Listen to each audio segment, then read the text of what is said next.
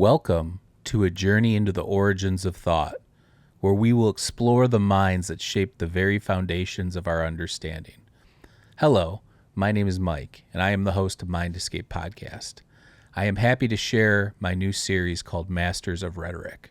Masters of Rhetoric is a free course/podcast. The goal is to draw from the earliest philosophers, scientists, and critical thinkers to help navigate the current technological paradigm. In a world where divisive and heuristic rhetoric often dominate online spaces, I believe it's crucial to return to the roots of dialectic. This approach can offer the thoughtful discourse that humanity desperately needs today. So join us on this philosophical adventure by subscribing to our channel and podcast. Engage with us through your comments and critiques. We're excited to hear your thoughts. Let's embark on this journey together with Masters of Rhetoric. Enjoy the series. Rhetoric. Now, this wouldn't be Masters of Rhetoric without understanding what rhetoric is. So, rhetoric is the art of persuasion through the use of language. It involves the study and practice of effective communication, particularly in the areas of speaking and writing. Rhetoric is concerned with how messages are constructed to influence an audience, and it encompasses various techniques and strategies to make arguments more convincing, engaging, or emotionally resonant. Classically, rhetoric is divided into three main modes of persuasion. Number 1, ethos, appeals to the speaker's credibility or character. 2, pathos, appeals to the audience's emotions. And 3, logos, appeals to logic and reason. Rhetoric has been a central discipline in Western education since ancient Greece, where philosophers like Aristotle explored its principles and applications. It is used in various contexts, from political speeches, legal arguments, to advertising everyday communication. Now, part of the reason why I'm doing this series, Masters of Rhetoric, is the crazy amount of heuristic rhetoric that you see on social media apps and online today. We will go into what heuristic rhetoric is and how it was employed and how it's still employed. That will be part of this series, but I just wanted to point that out. So we can move on now from the terms.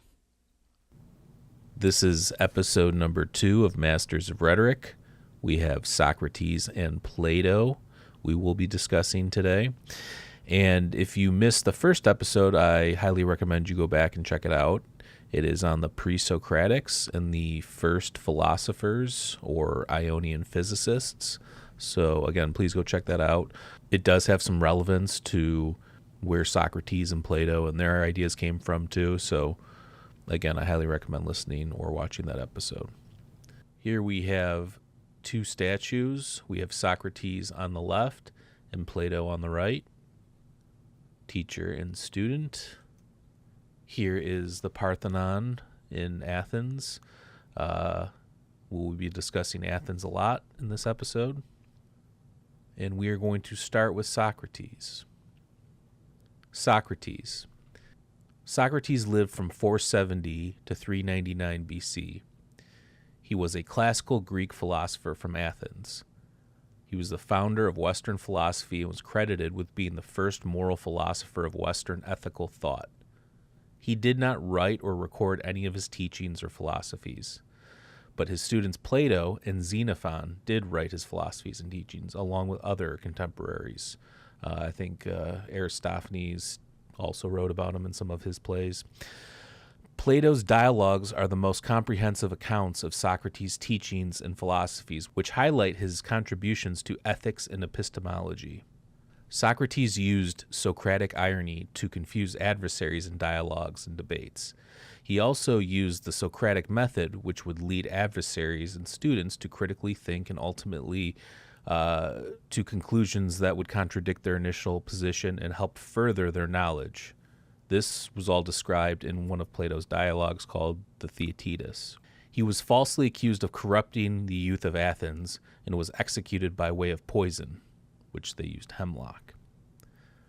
Xenophon wrote that Socrates was a teleologist and suggested God arranges everything for the best. Socrates was considered a moral and just philosopher. He proved it in the way that he lived and the way he died. Now, we know Socrates was a real person based on obviously Plato's dialogues. We also have Xenophon, and we have Aristophanes. Now, Plato portrayed Socrates as more than just a wise person. On the other hand, Xenophon portrayed Socrates as merely a wise person. So we kind of have a little bit of a discrepancy there, and we'll get into why that may be the case here in a second. But again, we have multiple accounts from different people. I'll consider him to be a wise person, but I think the degree of which people revered him might have been slightly different. After Athens lost the Peloponnesian War to Sparta, Socrates got himself into trouble for being critical of Athenian democracy and its powerful politicians. He praised Sparta on certain topics in the dialogues. Socrates was accused of corrupting the youth of Athens via impiety and being a sophist. He was none of the things he was accused of being. Since he did not write or record anything, most of what we know about him are from Plato's dialogues. He did not believe in writing things down. We will get to that here in a little bit. Socrates was such a moral and ethical philosopher that he even turned down his friend Crito's offer to escape his execution. The Socratic paradoxes are: no one deserves evil, no one errs or does wrong willingly or knowingly, all virtue is knowledge. Virtue is sufficient for happiness. His quotes, "I know that I know nothing," is from Plato's Apology. Socrates believed moral order was very important. He saw the Ionian physicists and sophists as somewhat of a threat to moral order since they lacked telos. Socrates never charged money for dialogues or teachings. He was not a wealthy man. Socrates associated justice with being a social animal accountable to others, as referenced in Plato's Republic. Socrates used mathematics to drive his points home in the dialogues. We will also discuss that. Pythagoras was a huge influence on Socrates and Plato, but if you look at when they're making arguments and getting into dialogues, whether it's Plato writing it or maybe it was originally from Socrates' teachings, Plato and Socrates will use math to kind of drive their points home. It starts to diverge when you get to Aristotle, because Aristotle will then start to use more biology and empiricism to drive his points home. But it did start off with being more math and logic based in these arguments, and then worked its way to, when you get to Aristotle, biology and empiricism. Plato speaks as Socrates in the dialogues except for Laws, which was his last dialogue. Why didn't Socrates write anything down? The main reason was his belief in the superiority of oral dialogue over written text. Socrates thought conversation was a dynamic and interactive process that allowed for questioning, clarification, and deep exploration of ideas. He believed that writing was static and unable to adapt to the needs of a conversation or the evolving understanding of a subject. Another possible reason was Socrates was worried that his writing might give people the illusion of knowledge. He argued that reading a text could make people think that they understood something without truly engaging in critical thinking or understanding underlying principles. In Plato's Phaedrus, Socrates famously critiques writing, saying that it weakens the mind by reducing the need for memory and active intellectual engagement. Now, how many of us have been on the internet and seen Dunning-Kruger effect or heuristic rhetoric just all over the place? So these are things that he was worried about or have come true via technology and the internet. Not to say that they didn't exist, obviously back then they did, but now you have a whole online community of these things happening. A third possible reason is Socrates viewed his philosophical mission as a form of cross-examination or refutation aimed at encouraging others to think for themselves.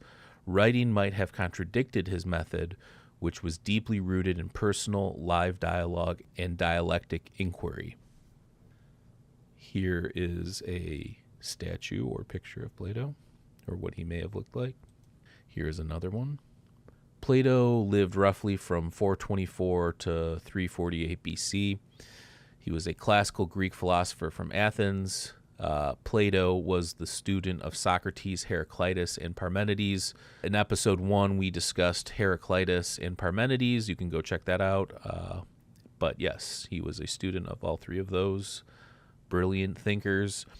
Plato founded the Platonist school of thought, which was called the Academy, and it was the first institution of higher learning in the Western world. Plato was the teacher of Aristotle. Plato was credited with being one of the founders of spirituality in Western religion through a chain of Neoplatonic thinkers.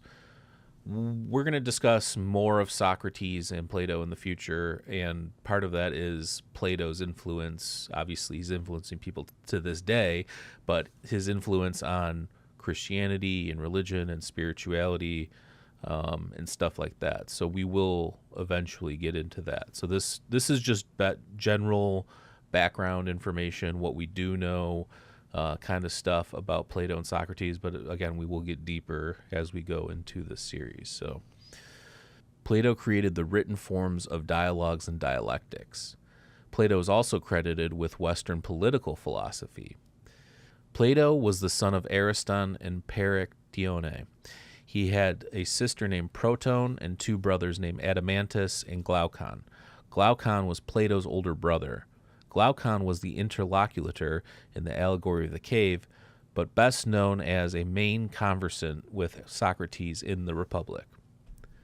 Plato invented the theory of forms, in which he puts forth the idea that abstract objects exist outside the human mind. This is known as Platonic realism or Platonic idealism. The world of concrete objects and an unchanged, unseen world of forms or abstract objects. Plato studied in Egypt, Italy, Sicily, and Cyrene. Plato invented Platonic love and Platonic solids. Plato believed in the immortality of the soul. This is discussed in the Timaeus. He has Socrates locate parts of the soul. Now we get to Plato's dialogues. In the dialogues, Plato never speaks as himself in the dialogues. He only speaks as Socrates, except for the Laws, which was his last dialogue. Aristotle makes a distinction between Socrates' theory of form and Plato's. He believes Socrates' idea of forms was more tied to the investigation of the physical world, while Plato's idea of forms existed outside the scope of human understanding. In the dialogue, Socrates appears to have a mystical side when discussing the mystery religions and reincarnation, but people more associate these ideas with Plato. The common theme throughout the dialogues is the trial of Socrates, which ended in his execution. Apology is Socrates' defense speech. Credo and Phaedo take place in prison after he is found guilty of impiety and corrupting the youth of Athens and being a sophist. In the Credo, his wealthy friend Credo offers to finance his escape, but Socrates says an injustice may not be answered with an injustice. In the Phaedo, Socrates discusses the soul and immortality in the hours leading up to his execution, where he was forced to drink hemlock. In the Apology, Socrates also says the unexamined life is not worth living. Plato's theory of forms is highlighted in the Republic. There is the allegory of the cave, the analogy of the sun, and the divided line. Plato describes the lost civilization of Atlantis in the Timaeus and the Critias. It was passed down from Solon 3 generations to Plato. Plato was said to be related to Solon on his mother's side. Solon is believed to have been told the story of Atlantis from Sankis, an Egyptian priest, while he was in Sais, Egypt. People argue to this day whether Atlantis was a real civilization lost to the sea or just a myth. And if you're interested in that, you can check out Mind Escape Podcast, because we've discussed this ad nauseum. Some of the dialogues that don't have a narrator are Credo, Euthyphro, Gorgias, Meno, and the Phaedrus. The dialogues that are narrated by Socrates are Charmides, the Republic, and Lysis. Plato used Socratic method in some early dialogues like Euthyphro and Ion. In later dialogues like Theaetetus and Sophist, Plato has Socrates use dialectical method. The dialectical method is similar to a debate in that it excludes subjective elements. Here's a list of all of Plato's dialogues in somewhat chronological order. Again, if I got something wrong or something seems out of place, just let me know. Send me an email or something, and I'll try and add a note to it or something like that. But this is the best that I can do. So his early dialogues, you have the Apology, Charmides, Credo, Euthyphro, Gorgias, Hippias Minor, Hippias Major, Ion, Lacus, Lysis, and Protagoras. In the middle, you have Cratylus, Euthydemus, Meno, Parmenides, Phaedo, Phaedrus, Republic, Symposium, and Theaetetus. Now, I think his middle period is probably his best work. Obviously, you have the Republic in there, which is considered one of the best pieces of writing still. But you also have the Phaedo and the Phaedrus, Meno, and in Meno you're talking about virtue, and then you have Euthydemus talking about eristic rhetoric. His late period, you have the Critias, Sophist, Statesman, Timaeus, Philebus, and Laws. Now, one of the main differences between Plato and Socrates is Plato was very interested and consumed with metaphysics, the mind, and even some cosmology, where you have Socrates, who is primarily concerned with ethics and moral order and things of that nature. So there is a little bit of a divergence there. We don't know how much of who is who, if that makes sense. So how much of what we know about Socrates was from Plato's influence or his interpretation, and how much of it was actually Socrates. And then we don't know much about Plato other than what he's written because he writes as Socrates. So just pointing that out. Gorgias is a dialogue between Socrates and a bunch of sophists at a dinner party. Socrates debates Gorgias about the true definition of rhetoric. Protagoras is a dialogue where 21 people are present, including 3 sophists. Socrates and an old Protagoras argue over whether virtue can be taught. Socrates wins the argument by pointing out that if all virtue is knowledge, then it can be taught. In Cratylus, Socrates is asked by Cratylus and Hermogenes whether the names are natural or conventional, and whether language has an intrinsic relation to the things they represent, or it is just a system of arbitrary signs. Euthydemus. Socrates engages in a dialogue with 2 sophists who are brothers, Euthydemus and Dionysodorus. Plato writes this dialogue as a satire on the logical fallacies of the sophists. The brothers try to demonstrate philosophical superiority over Socrates by using eristic arguments, which are used to successfully dispute another's argument and disregard the search for truth. The brothers are portrayed as not being very smart, with Euthydemus being the more intelligent of the brothers. Meno. Meno is a dialogue where Meno and Socrates discuss the definition of virtue. Meno wants Socrates to just give him all the answers. This is when Socrates starts to employ the Socratic method to trick Meno into thinking for himself. Parmenides is a dialogue where a young Socrates meets Parmenides and Zeno of Elea. The reason for meeting was Zeno reading his treatise defending Parmenidean monism. This is considered the most challenging of the dialogues. Phaedo. Phaedo is a dialogue where Socrates discusses immortality, the soul, and the afterlife. It takes place in the hours leading up to his execution, and it is one of the most read dialogues. Phaedrus and Symposium are both dialogues that take on the topic of love. The Republic. The Republic takes on justice, order, and character. The idea of the hypothetical city of Callipolis, ruled by a philosopher king, is discussed. The immortality of the soul and theory of forms are discussed. This dialogue also contains the allegory of the cave, where Socrates and Plato's brother Glaucon imagine a cave where prisoners are chained up only to be able to see their shadows their whole life until one of them escapes. This dialogue is Plato's crown jewel and considered one of the greatest and most influential pieces of writing of all time. Theaetetus. Socrates and Theaetetus discuss the definitions of knowledge. Socrates says Theaetetus benefited from knowing what he did not know and should revisit the topic in the future. The Critias. The Critias described how the great lost civilization of Atlantis tried to conquer Athens, but failed due to the ordered society of the Athenians. Sophist. Sophists tried to identify what a sophist is and how it differs from a statesman or a philosopher. The Timaeus. The Timaeus is a dialogue between Socrates, Timaeus, Critias, and Hermocrates. They speculate on the nature of human beings and the physical world. Critias tells the story of Solon's journey to Egypt, where he is told the story of Atlantis. Philebus. Socrates discusses pleasure, ethics, dialectics, and ontology with the other interlocutors. I know that seemed kind of short, but I just wanted to get some general stuff out there about Plato and Socrates, who they were. There's a lot of weird stuff online. There's some people that don't think that Socrates actually existed and he was basically invented by Plato, but again, we have other accounts from Xenophon and Aristophanes and others. So, yeah.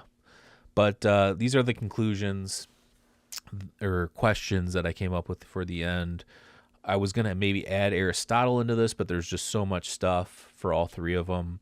And again, I just wanted to get general information out there about who Plato and Socrates were. We'll go deeper as we go deeper into the series on them as well as others. So, questions and conclusions.